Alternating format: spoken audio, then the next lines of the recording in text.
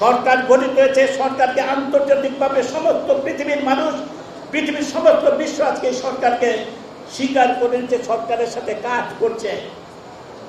শেখ হাসিনাকে সমর্থন না, শেখ হাসিনার সাথে সকল দেশের, বহির্বিশ্বের সকল দেশ, মার্কিন যুক্তরাষ্ট্র সহ সকল দেশ এই সরকারের সাথে কাজ করছে, সমর্থন করছে, কাজ করছে।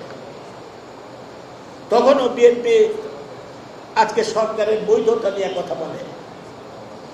এখনো তারা আন্দোলনের স্বপ্ন দেখে, এখনো তারা সরকারকে ফেলে দেওয়ার স্বপ্ন দেখে, এখনো তারা বিভিন্ন সেই সমস্ত খুচরা দলগুলোর সাথে ঐক্যবদ্ধ হয়ে একটা বৃহত্তর আন্দোলন গড়ে তোলার স্বপ্ন দেখে। স্বপ্নে বিভোর তারা, অলিক স্বপ্নে বিভোর, দিবা স্বপ্নে বিভোর।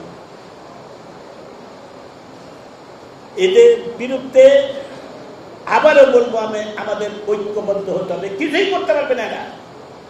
নির্বাচন হবে 5 বছর পরে, সেই নির্বাচনে আবার 5 বছর পরে নির্বাচনে যদি অংশগ্রহণ না করে, তারা অস্তিত্ব বিলীন, তো তাদের ক্রমান্বয়ে তাদের অস্তিত্ব বিলীনের পথে শেষ হয়ে যাবে। তারা করার কিছু নাই। যতই দিন যাবে বিএনপির অস্তিত্ব নিঃশেষের দিকে যাবে।